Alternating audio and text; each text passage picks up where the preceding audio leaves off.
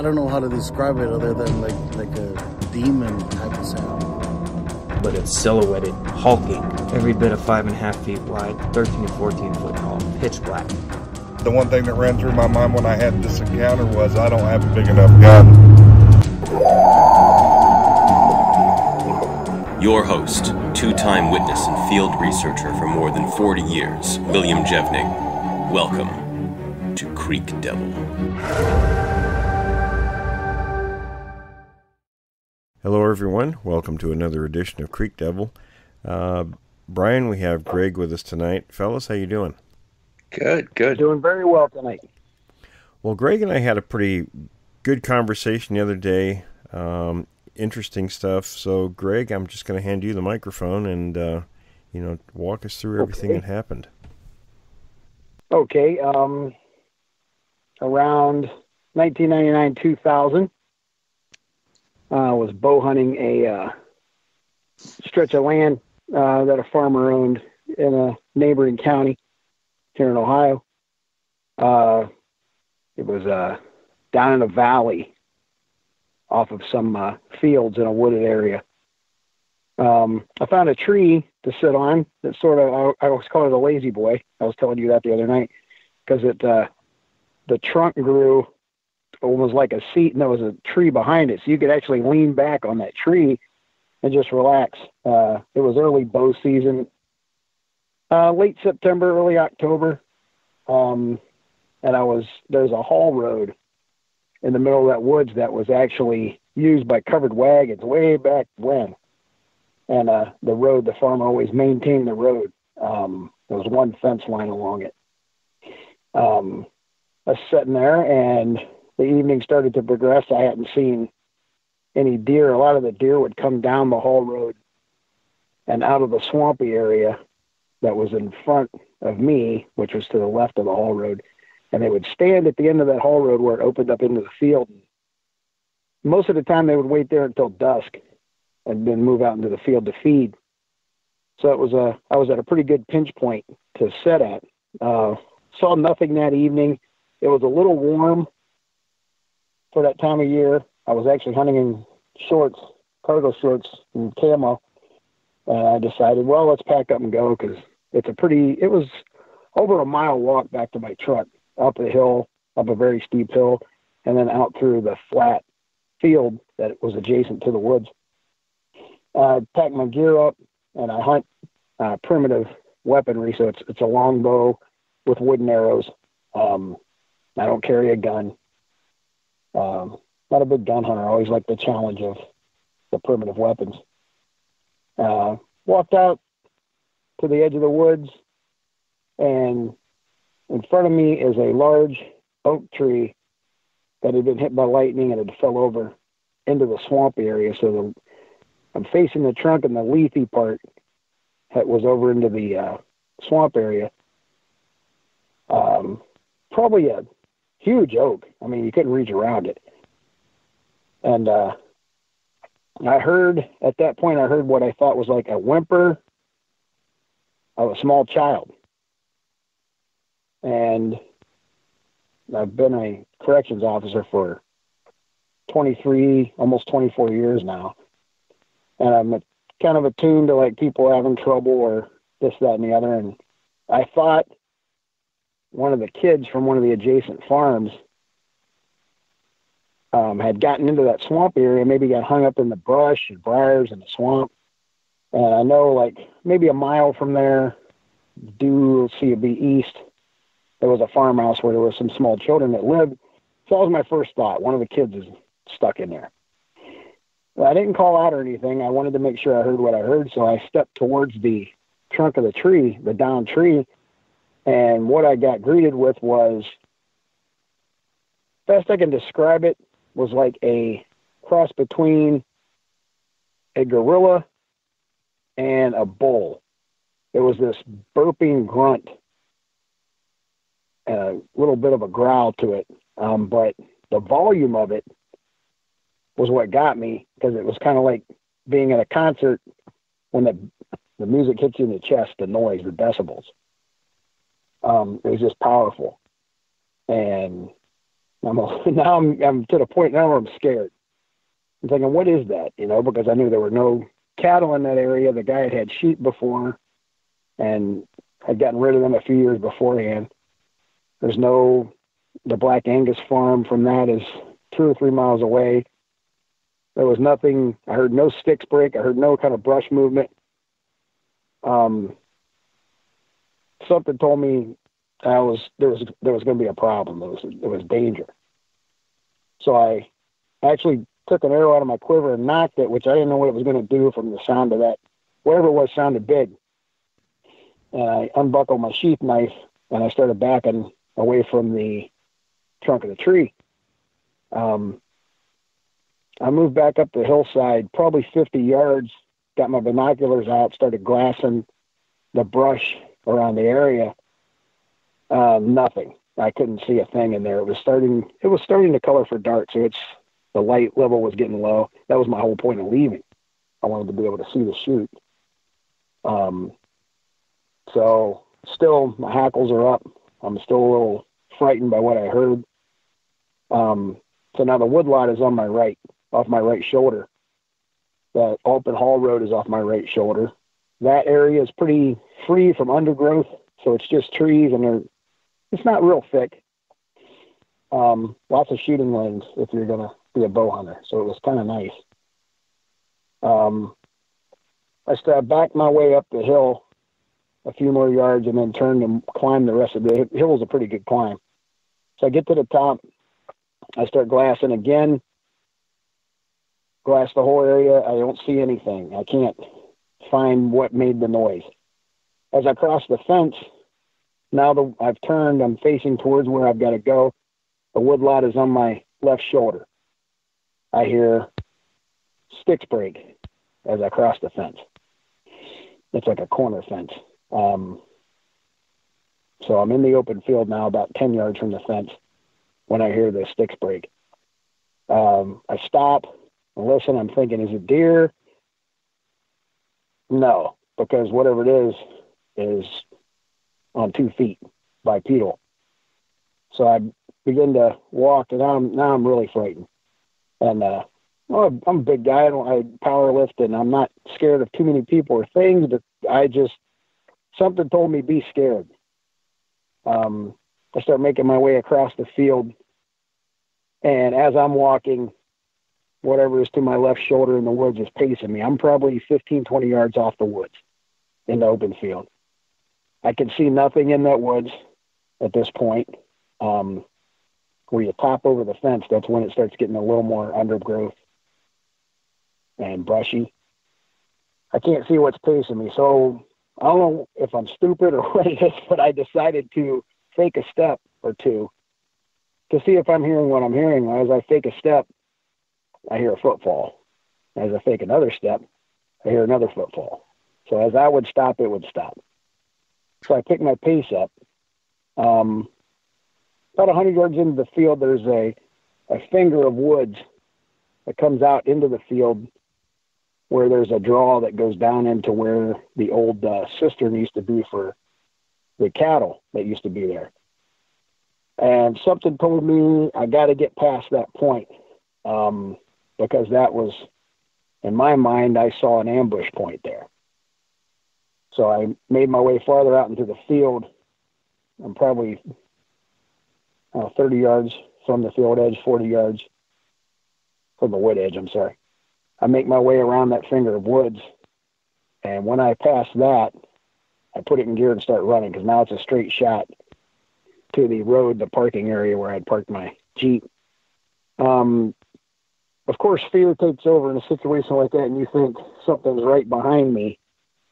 And I just called the old football days, came back, and I ran as fast as I could. I got to the Jeep. I whipped the door open. I turned the headlights on. I turned with my bow, thinking if I got to let loose an arrow, let my aim be true, like I usually shoot. But I shot a little better than I usually do, and there's nothing in the field. Nothing is in the headlights. So I stow all my gear. I listen a couple more minutes. I get in the Jeep, and I drove the 45 minutes home with my dome light on. because it scared me that bad. I didn't hunt that area again. I was telling you the other night that my dad always felt uneasy hunting there. He just didn't want to hunt there. He was a man of few words. He was like, I don't like it down there. It doesn't feel right. I never hunted that valley again, but I hunted across the road from it. A couple of years later, and there's a sawmill near that, probably less than a mile from it. And these guys are into the steam engine, so they have this steam sawmill that they go down and fire up once in a while and tinker around with their steam engines. And they'll hit the steam whistles once in a while and let them toot. While I was bow hunting for groundhogs in that field, midday, 80 degrees, a little warmer, glassing for groundhogs in the field, and I'd try to stalk and get a shot at them. And they let the whistle off. I heard the whistle. I thought, oh, that's pretty cool. Well, to the right of this field, probably 200 yards off of it, is a large pine grove. As soon as the whistle stopped in the pine grove, I heard the old patented whoop, and I thought for a minute, did I hear that? And I listened longer, and I heard it. There was no denying it, and I didn't even have anything on my mind that day about what had happened years before. I didn't even pay attention to it because I'm in a big open field and it's a warm, sunny day. The sun's shining. So I packed up gear and left there too.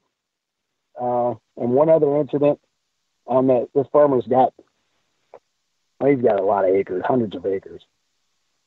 There's an old red car he used to own as a kid, and he towed this car out in the woods and left it there, like a lot of farmers here in Ohio do. They seem to pile their junk up in the woods. And it was a pretty good spot to squirrel hunt. So I was squirrel hunting, and it was probably midday. It was in the afternoon. And as I'm sitting there, to my left, down in the hickory grove, I heard a very loud tree knock. And I knew exactly where it come from. I used to coon hunt that area, and there's a huge den tree in that hickory grove. And I thought to myself, I'm going to be a little brave this time. I'm going to walk over there and see what I can see. So I topped the knoll before you drop into the hickory grove, and you can see the den tree from there. It's probably 50 yards out. Nothing's around it. I see nothing around. Not a lot of undergrowth in the woods there, not a lot of briars. Those are probably 100 yards to the right, again to the east of where I'm facing. And I make my way down to the den tree, and laying beside the den tree is a broken oak limb, probably big around as a man's forearm. The only oak trees that are in that area are from that valley. There's a stand of oak in there. And I made my mind up then, that's my last trip to that area. So I headed back out and got in my vehicle and left. And since then, thank goodness, the fracking industry hit that county pretty good. So they put in a large oil pad at the top of the hill near that valley. It goes all the way to the edge where the valley drops in. And they did a lot of timbering there to put that oil well pad in. It's pretty big. There's a lot of 18-wheelers roll in and out of there. And no hunting. Nobody's allowed on that side of the road anymore, which I'm kind of grateful because I don't want to go back. So, yeah, that's my tale. Hey, so I just wanted to ask you, you said that from the first encounter that the yell or the scream that you heard was kind of a combination of a bull and a gorilla. Yeah. I mean, how loud was that scream? I can't, let me see. It was very quiet there that day. There's nobody around. There's not traffic, and, it's very quiet. It's a quiet little place to be. if you would just shout, "Hey," it's a little bit like if you give somebody a hey or yell at your dog, "Hey, cut it out." It was on that level, but with a there was a deepness to it, a powerful, like if a big man said hey to you, like with a really big chest cavity is what I'm getting at. There was power in that vocalization. Now, Will, do you think that they were trying to attract others, or I kind of think it was a challenge. Yeah. Maybe you were getting a little too close, and sort of like clearing its throat, like there's somebody here.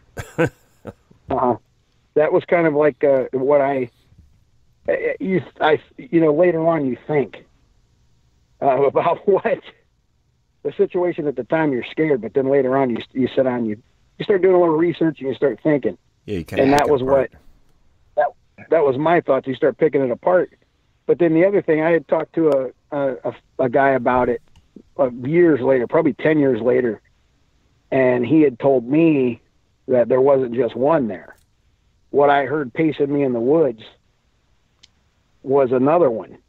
And like you told me when we spoke before, you said 1, 2, or 3, maybe more. There was probably a whole group there, yeah. Because it's a good spot to, like I said, it's a good pinch point for deer because they come to that end of that road, and you've got ambush spots along there, and maybe I was in a good spot for them to sit and wait. Maybe I had taken up their time. And like I told you, sometimes I'd sit in the woods, relax after a long day at working in the jail, and I would just sit and relax. There's no noise, that radio noise, that constant yelling of prisoners and stuff going on and people talking. And I would just sometimes get the best rest that I could ever get. Just sit there in the woods, relax, and let the breeze blow. And I wasn't paying attention to what was behind me, and right. But like you said, that was a good pinch point for deer. So it could have been that they were already set up, in a position or in a set of positions like that, and it could have been just a simple, warning to you that kind of a back off type of thing. We're speculation, of course, but right. But like I say, I don't know what times they hunt. Do they hunt? Sometimes I know, like we were talking about in the mountainous areas, they follow the thermals. For hunting, because that's what the prey does. This is not the type of elevation here where there's thermals, but like in elk country. But they might have been moving in there for their evening because that's where the deer show up in the evening to go into that. Yeah, typically they'll start all that plus or minus an hour of sunset and sunrise. Right. Because a lot of times that's when the deer are moving. Exactly. They're coming. A lot of guys that get a deer in the morning, the deer are going home to bed. Yep.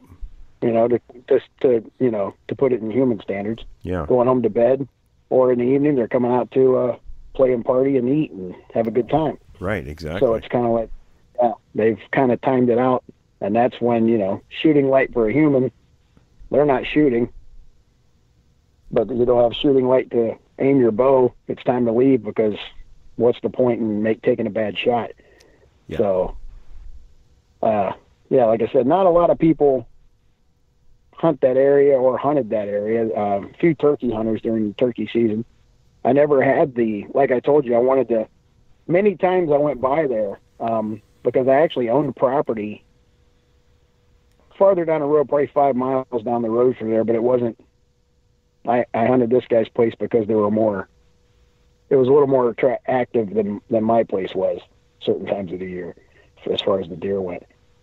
So I just, I always wanted to go by there and ask one of the oil workers, "Hey, you ever seen anything strange?" But I didn't want to be that guy that, this guy's crazy, And I never actually talked to the farmer about it, which he's retired and everything now. He might want to sit and talk. I still have that option, but I just never have really brought it up to anyone around there. Yeah, it'd be interesting to know what. It's the fear of thinking somebody's going to think you're nuts, So.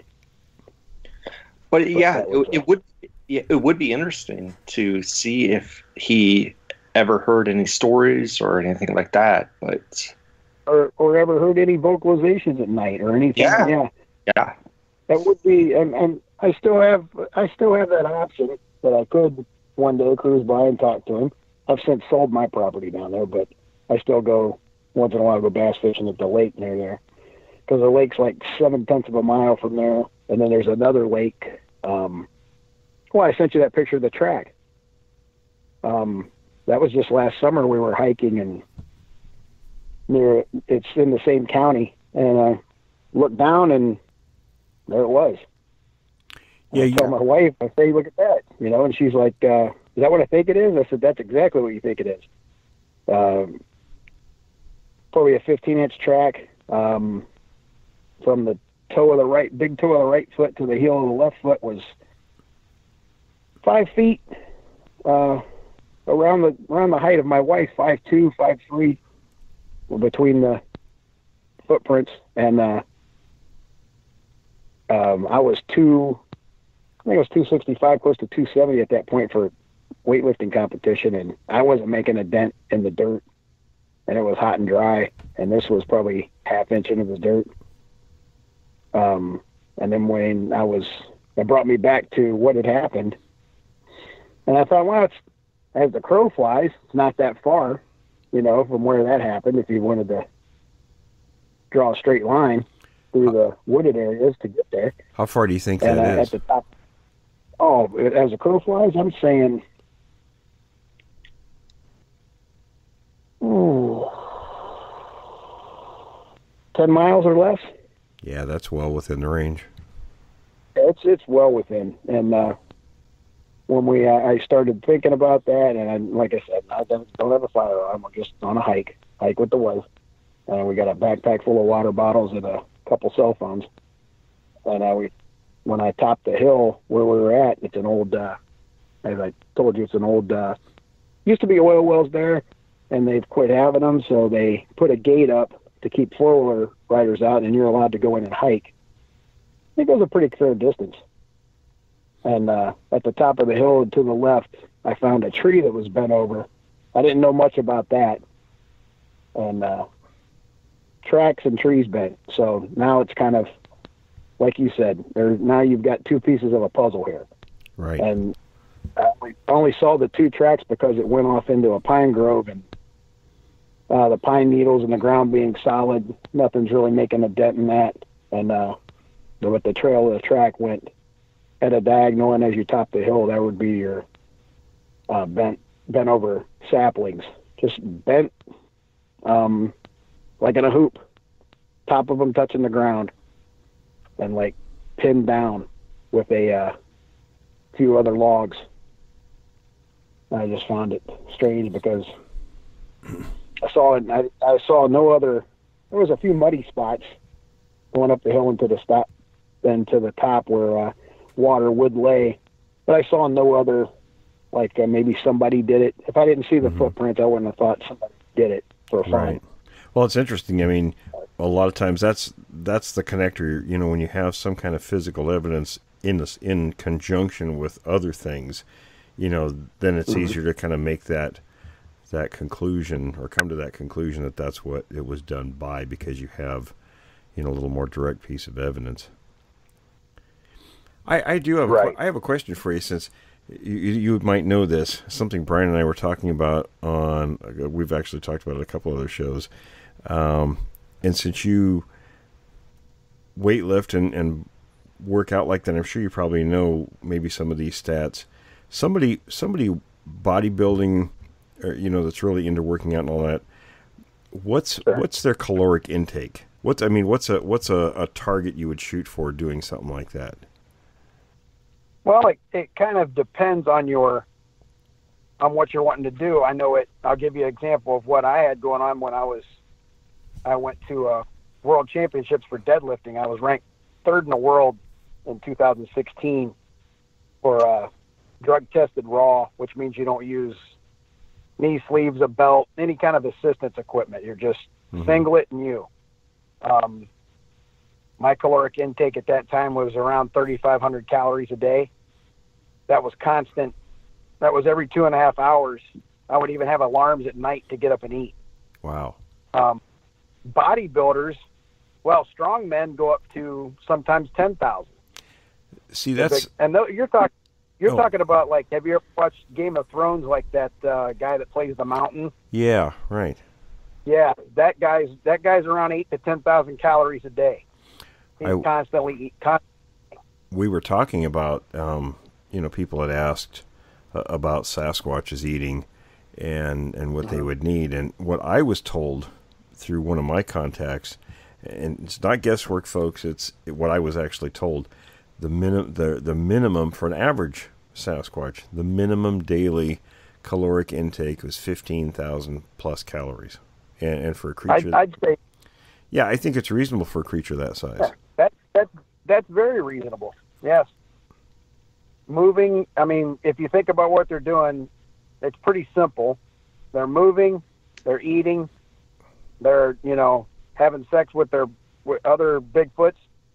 That's pretty much their life. Yeah, I mean, especially given the type of terrain that they favor for the most part, at least here on the West Coast. And Will, actually, it could be more than that, because you think, like we weigh 170 pounds, maybe, or 100, maybe a lot of us big guys, I guess. I haven't seen those days for years. yeah. I think I'm at 178 right now, but you think I was in 8th grade last time I weighed 170. Yeah. So it's better. I'm not. Yeah. I'm not overweight a lot, but I went in and had my physical recently. My doctor looked at me and he says, "Get some exercise." Oh, that always hurts. But that always the point, yeah. No, the point is that if we weigh about 200, let's just say the average human being, or not even that, and these things weigh about 1,000 pounds, we're thinking. Yeah, and they've got higher muscle and bone density than we do, also. So that I'm sure factors in. Yeah. So just think about that. If you wanted to break it down, your average 8 to 11-year-old needs at least 1,100 calories for their organs and brain to function properly. Mm-hmm. Okay? So FDA puts out, and I hate to spout this stuff because this is what I do when I compete. I got to have, I got to know what I'm eating. FDA says 2,000 calories a day is a basic human diet. Yeah. And you'll see that on your labels of your food, since they put labels on everything now. I don't know if the labels are right, but I mean, it says per average diet, 2,000 calories a day. So if you're talking something and your average human's what? 160, 170 that's what they call our average, I guess. Right. And that's 2,000. So what are we talking to Bigfoot? Let's say 870. Oh yeah. 770. You're going to talk. Yeah, that math there. I'm not good with math. I'm good with 45-pound plates. You're talking something like, and I'll give you an example. The first one I saw, I estimated, because of my height at the time, I was 16. I was probably, 5'9", 5'10", and it was a good 2 feet higher than me. And I'm sure 800 plus pounds. It was 4 or 5 feet across the shoulders and very thick from the front to the back. So it was probably heavier than what I estimated, but something like that's gonna take a lot of food to keep it moving. Oh yes, a lot. And like I said, you're just talking about basic functions, but these things are climbing. Oh yeah. They're running up hills that it would take us gear to climb with. You know what I mean? And they're very adept at it too. Very adept, yes. Because they always, if you listen to a lot of reports, they talk about, and I know you've heard it before, the glide. Right. The way they seem like when they're walking, it's effortless. More cat-like. And it's because they're mechanically designed differently than we are. A lot of people try to compare us to these things, but you can't do that because their mechanics are different. Well, haven't they tried to recreate the paddy walk? Yeah, there's been a few attempts. Try to. I don't know how much water that holds, but well, they said it took a different. People can't really you got to do think it. about who was doing this. Right? Yeah. It's I've seen information on it that they're more of a cross-country skier type step where a person is a left leg and step. Correct. Actually, and they're more of a.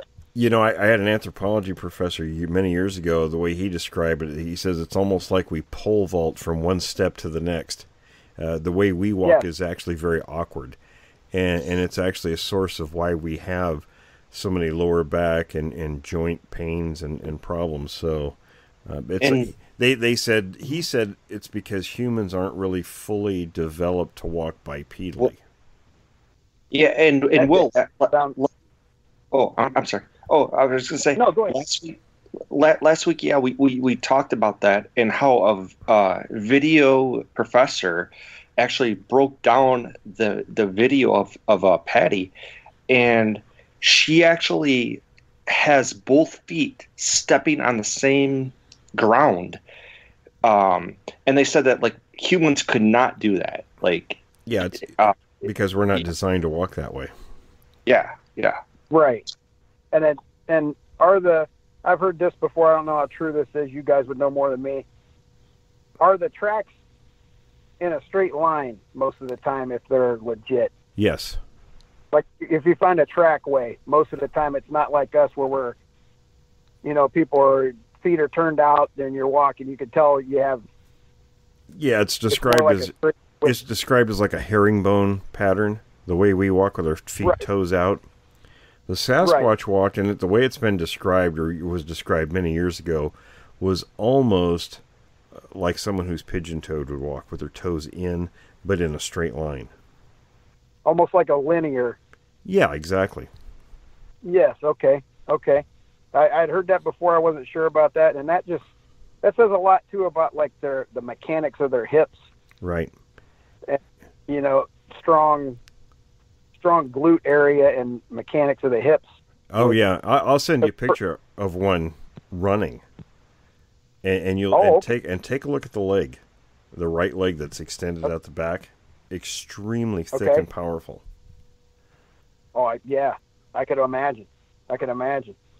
And that how I also saw the thing about Patty, how you saw when she stepped forward with the left leg that you could see the whole bottom of the foot of the right. Yes, and the picture I'm going to send you has the same thing. You can see the right foot, the bottom of it.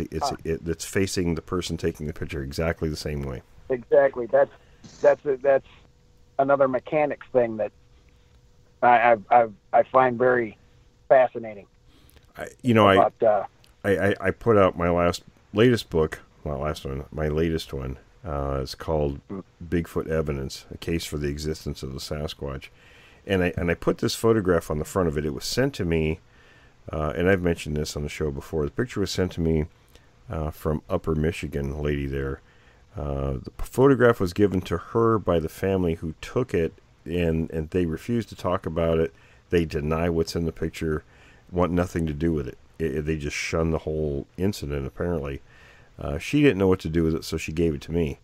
And it's a clear, absolutely clear, broad daylight photograph. The creature is. It took me a bit to figure out what was going on because it looks awkward.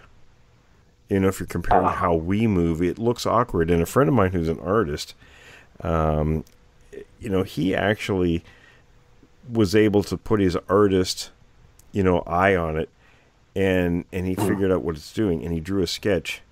So I put that in the book, and I circled. You can see that, if people said, "Oh, it's a bear," it's not a bear because 3 of the 4 appendages are off the ground. I'd like to see a bear do that while it's standing up.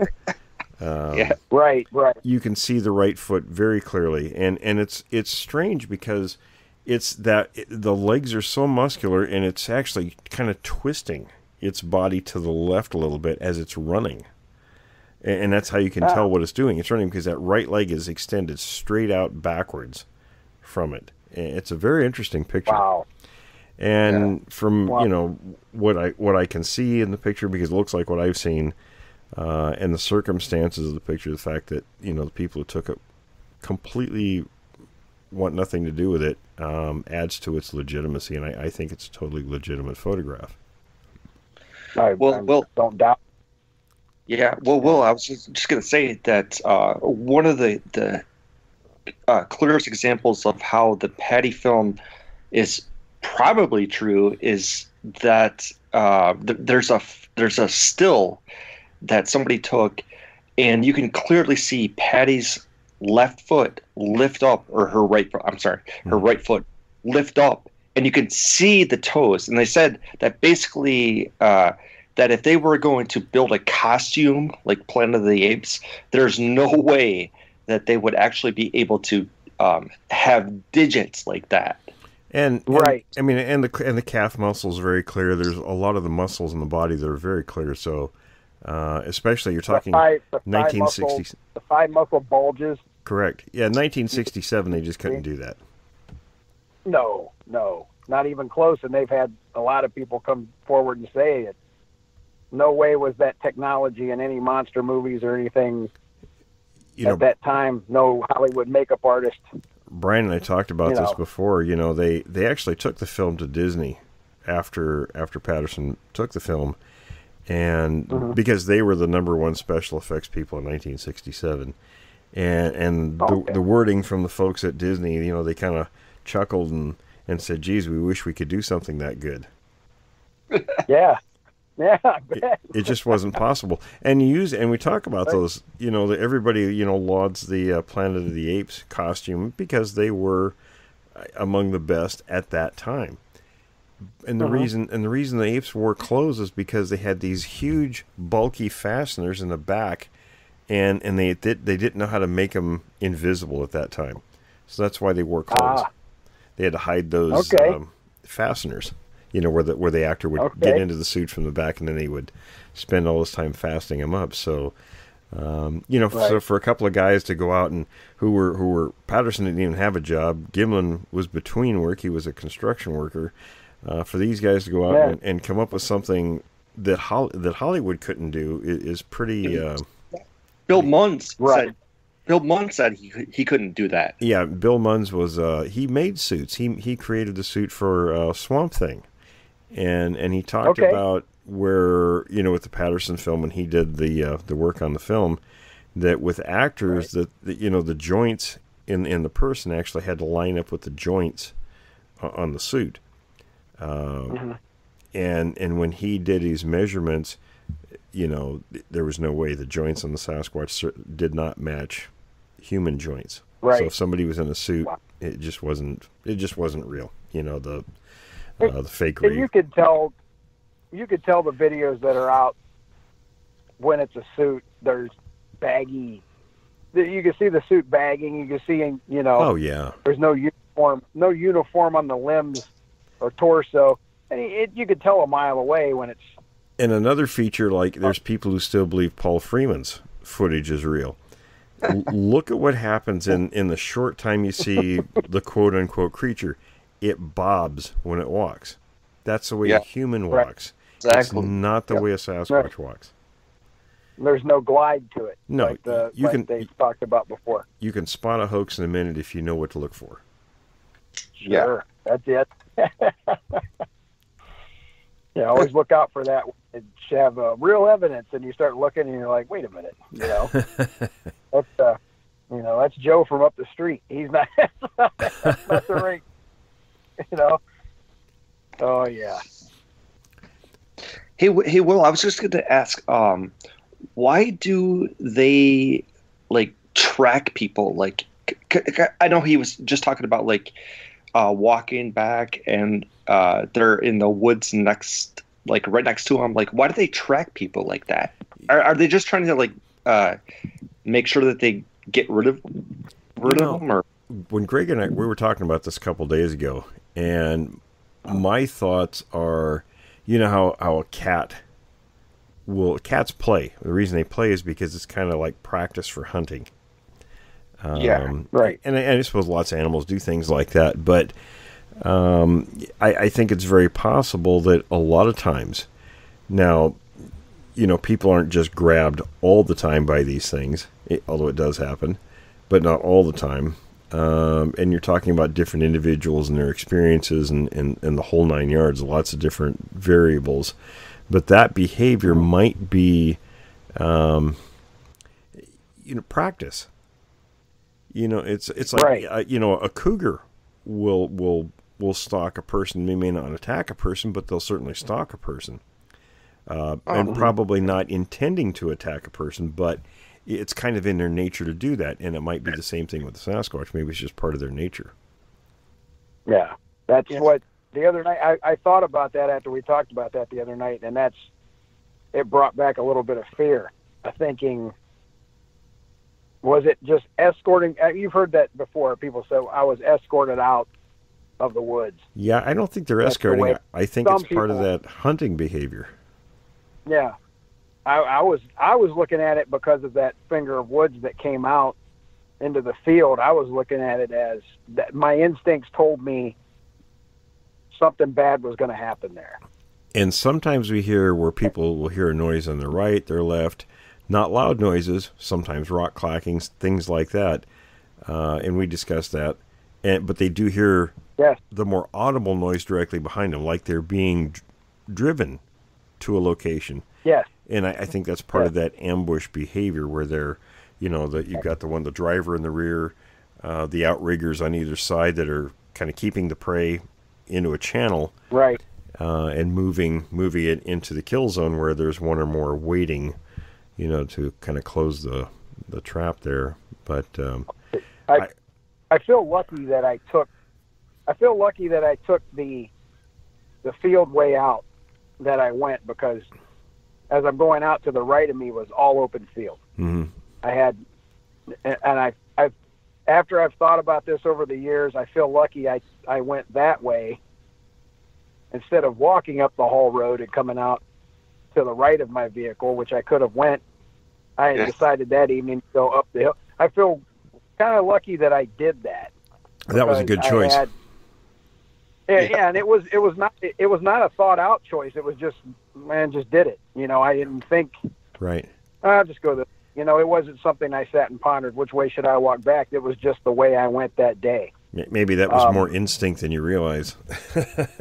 It could be. It just could have been something subconsciously I didn't realize I was doing. But I feel like even after, like I said, I've thought about it over the years, and after we talked the other day, I was thinking, man, I'm kind of glad I did go with that I wasn't woods on either side of me. I was actually had an opening to my right if I had to try to cover some ground. But like we spoke, I'm not going to outrun it. Well, that's true. That's true. We're not going to outrun them. Yeah, but it's still a little bit of a chance, to maybe hop a fence. I think we think in our minds, as long as we have an option, we think we can get away when it's really not a realistic outcome. No, they're apex predators, right? More than likely, yes. I would consider them that, yes. I would consider them apex predator. Yeah. Yeah. Yeah. That's and I always hate the bear analogy when people throw it. Oh, it's probably a bear. There's not a lot of bears here in Ohio, but I'm saying when people see one and they see shoulders and a head, and I've bear hunted before, and no bear looks like what people have seen, and no bear moves what I heard. And the long arms that hang down by the knees, and there's a number of features that just don't look anything like a bear. I mean, bears don't have shoulders, and bears, it's just one of those things that it always mystifies me that people would go, "Oh, it was a bear." Right. They'll, and I think that might be sometimes people will say that to themselves because they don't want to know what they've actually seen. Years ago, or in past years, I used to like to put to test the things that people would say like that. In the old days, it was especially footprints. They'd say, "Oh, well, that's a double and overlap bear impression, a footprint." Right. And there's a lot of bear here in Northern California, lots of them. So they all say black bears, right? Right. So it's pretty easy to go up and find lines of bear tracks. And I've cast a lot of bear tracks just because, for examples. And it's not, I mean, now, you read what people write, supposed experts say, well, 1 in every 5 tracks in a line of bear tracks is an overlap. Well, not really, not from what I've seen, but you will find them. Right. And they look nothing like, I mean, I have a cast here of one. There's actually 3 bear prints in the track. And overall, it's a 17-inch impression, but when you lay it next to a 17-inch Sasquatch track, they're night and day, the difference. I mean, you couldn't possibly mistake one for the other. Right. Let me just point out something. That whole thing about the overlap thing, about the black bears, that's totally not true. Right. Yeah, that's total BS. Well, like I said, I like to put the test on him in the field, things like that. Go find the tracks, bear tracks, not just one set, like dozens of them, and walk the lines and take a look at what the bear is doing, and pretty quickly you can dispel a lot of those myths like that. So right. Mm-hmm. Wow. Pretty amazing. It seems like you would also see the discernible, if the ground is damp enough, you would see the discernible line where the other track lays in to it like that. Of course, maybe that's what people think the mid-tarsal break is. Yeah, I mean, I've mentioned that before. I mean, whether they do or not, at this point, who cares? Because you got to prove the things are real first, then you worry about all those kinds of details. I remember then worry about it now. Yeah, I remember years ago when people made the big to-do about dermal ridges. Well, most primates have them, so they probably do. Who cares? You know what I mean? Exactly. You got to prove the things are real, and then science can worry about all those interesting details. At this point, it's not. I think people think that these little details are going to prove once and for all they're real, and people are not going to accept it based on some of these small details. No. They want the big picture. Right. Maybe if they rob a convenience store and we're taking prints off of it, maybe then the ridges would matter. But right, yeah, because then you know which one did it. Yeah, which one of these guys did it? That's the one you're going to worry. I mean, that's up until you have a specimen, like we discussed. It's not.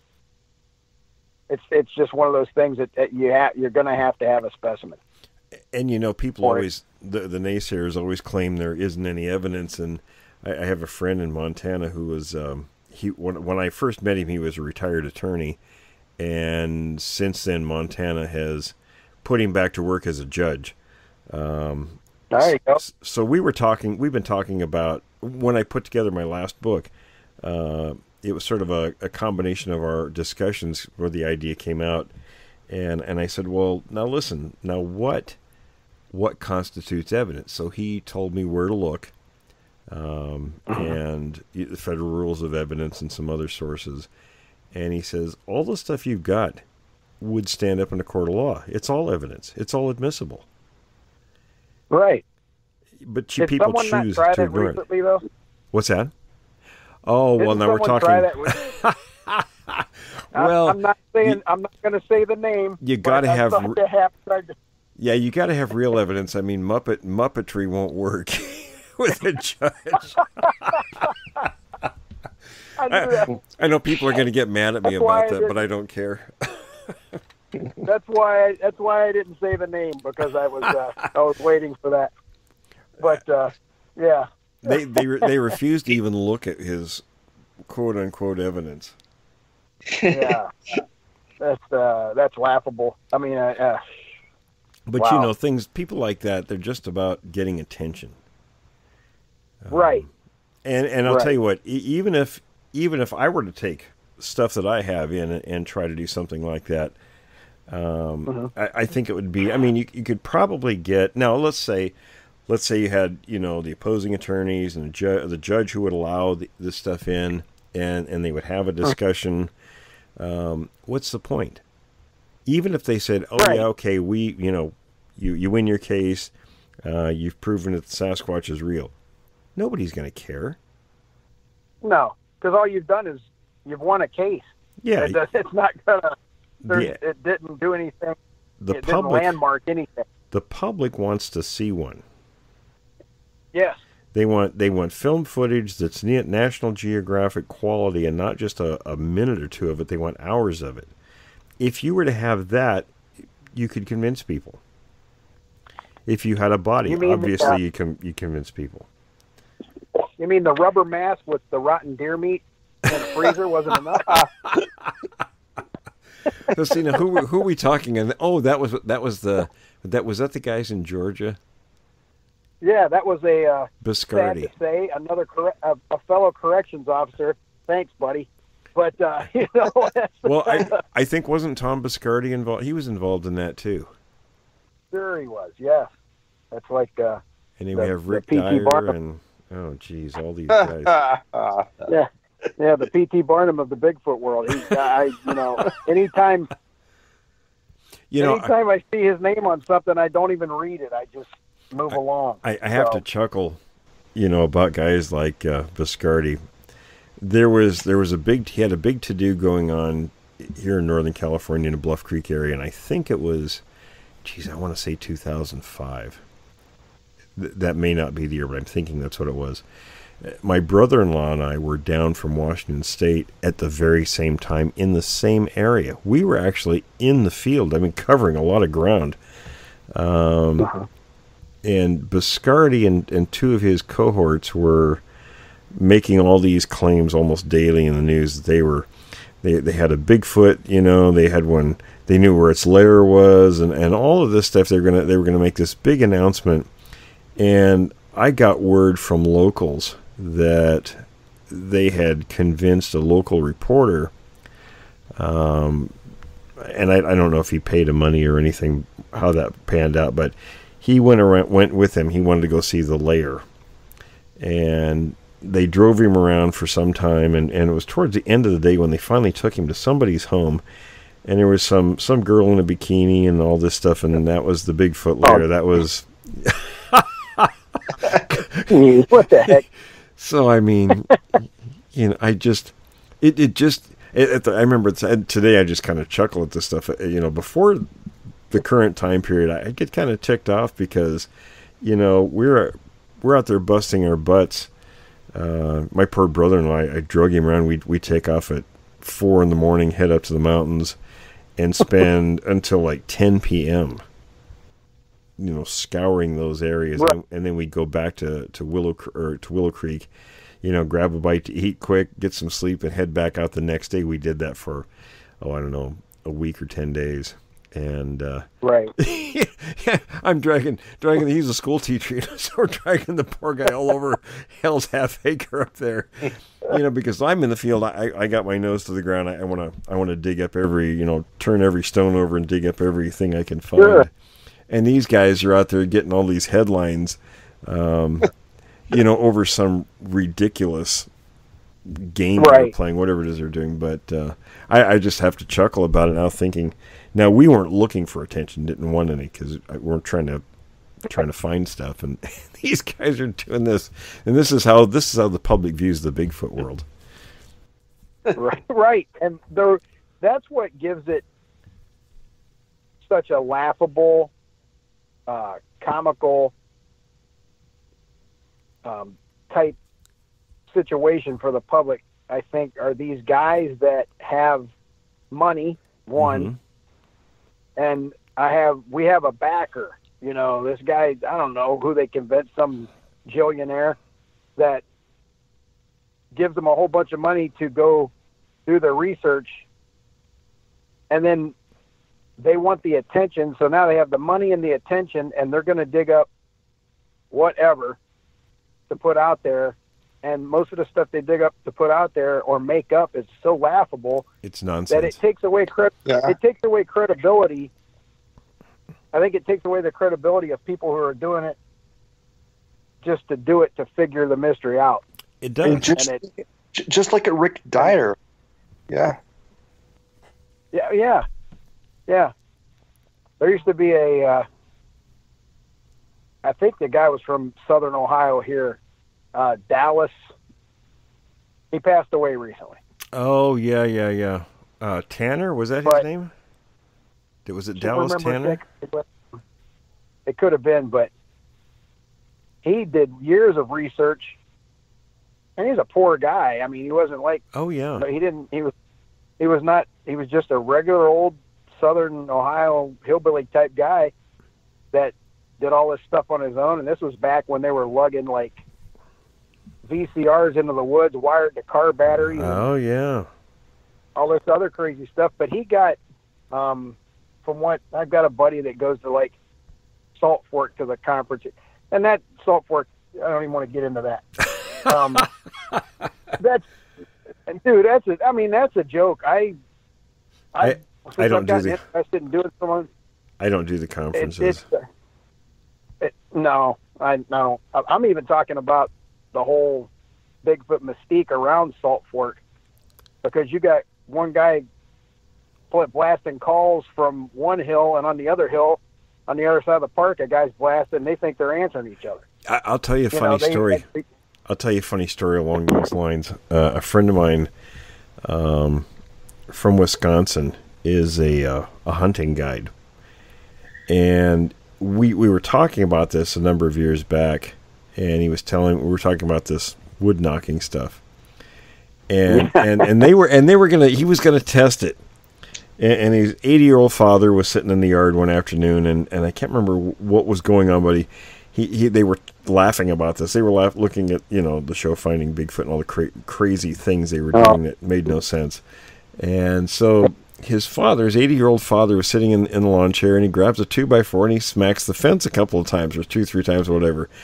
And lo and behold, a minute or two later, they get an answer. Now they're in not a suburban area. They're in a town, right? In a neighborhood. Yeah. So my friend decides, after this goes back and forth a few times, he takes a walk around the block, and here's another old guy sitting in a chair with a board smacking the fence too. Oh my! Yeah, that's my friend saw this Dallas guy at that conference, and I guess he really wasn't like with it. You know what I mean? Yeah. So I don't know, because he had some kind of story about one had picked him up and tried to break his neck. Oh, he had, that's interesting. Yeah. It had picked him up and carried him so far, his partner thought he had snapped Dallas's neck, and all it did was like render him unconscious, and he shot it he unholstered his gun as it was carrying him, and he shot it through the ribs. Oh boy. I don't know if that's true or not, but it just seemed like a far-fetched story to me. I think if one's going to break your neck, it's not going to miss, because they're not into missing. You know what I mean? It's true. They're probably very tactically on point. And I would think when they grab a person, they probably take them out fairly quick. I'd say too, because the only difference. What we discussed about about the strength of a chimp. Yeah, would you say it was 4 times the man? Yeah, the chimp. So, I think the chimp strength is supposed to be 4 times the strength of a 6 foot 200-pound man. Right. So these are going to be 10 or more, probably. And I think there's the only exceptions to a situation like that might be like the one I think I told you about, the friend of mine I have on the Flathead Reservation in western Montana. He said there was an old native gentleman sitting on the porch, and it wasn't, house was out by itself. There were a number of homes right there, on the reservation. So there were a number of younger men out and about, near this older man's house. And in broad daylight, one of these things ran up and grabbed the old man off the porch and took off with him. And fortunately, the younger men were there. They gave chase, and poor old guy was dragging him off through the brush, and they were getting close, so it just let go because it couldn't, I guess keep going like that. But he did die of his injuries. But in that case, I think it was quick, just a quick grab, and the men were there, and it probably didn't kill him right away, but I think, when they do grab people like that, they probably kill them fairly quickly. Oh, yeah.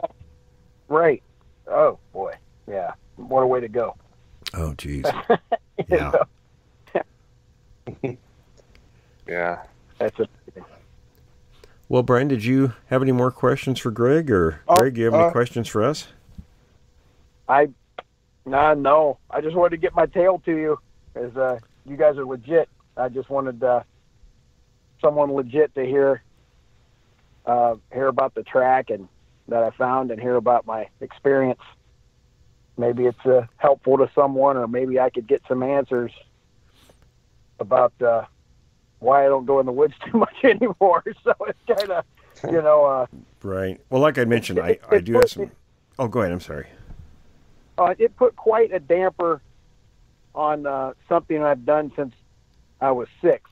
My dad handed me a 410 shotgun when I was 6 years old and said, "We're going squirrel hunting. I'm going to teach you this, that, and the other, and about nature and the woods." And I did that from 6 to, I don't know how old I was in 99. I can't remember, but I'm 50 now. So it's one of those things that it took something away from me that I like to do.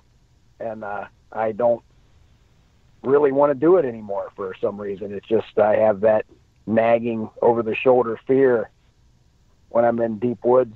I tried deer hunting a few years after that, and since my dad passed, it's been kind of like, I don't know. Well, you're certainly not alone. There's a lot of people in the same shoes you're in.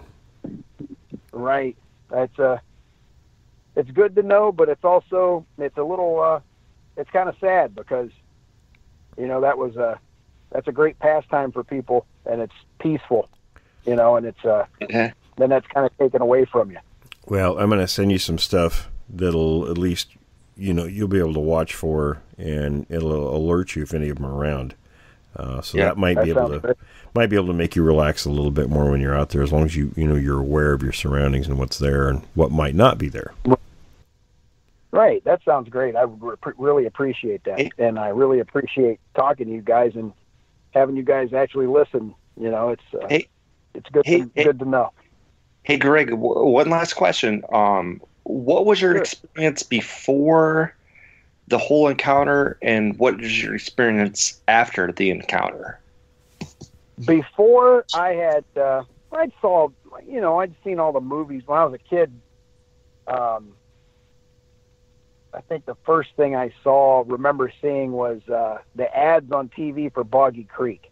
Yeah. But I don't really remember as a kid what that was about. I just remember it being scary because there's a guy in a canoe with a girl, and then and it's you hear something yelling and it's scary. It's supposed to be a scary movie.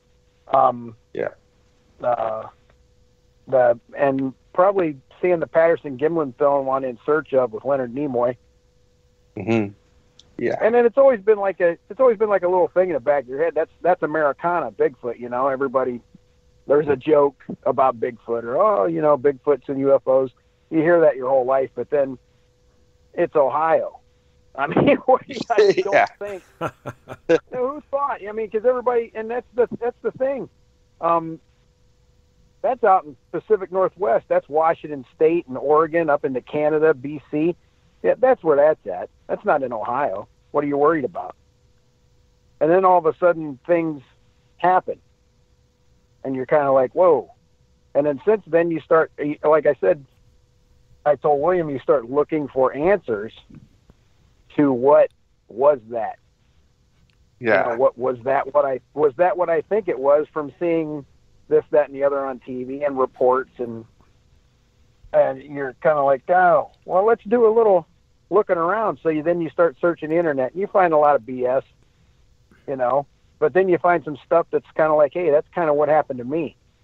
And so you look into more and more of it, and then you start looking into things to look for, but I never knew until even a few months ago. I started, what an X formation is, what this tree bent, this, that, and the other. A few years ago I found out about that, and then one day you're hiking with your wife and you look down, you find a track. You know, it's one of those things. Yeah. It's like, hey, Yeah.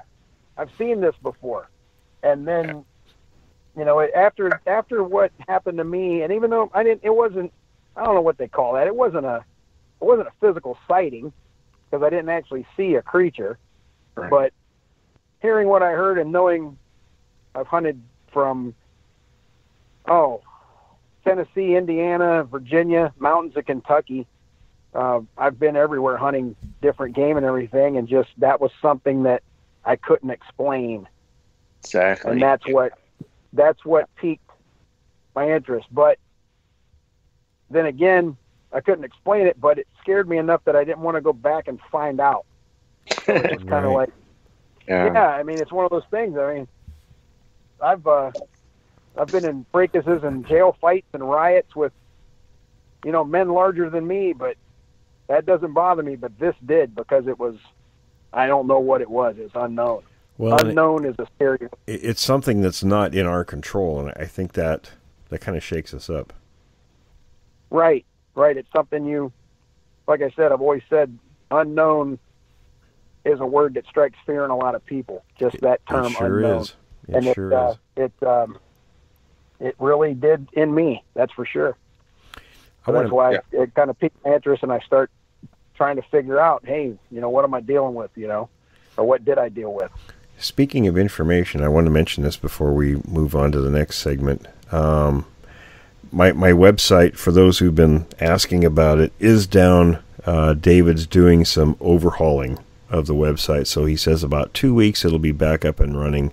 That's williamjevning.com. So it's going to be completely different when he gets it back up, so I just want to let everybody know that. Okay. That'll be good to look up when it gets back up.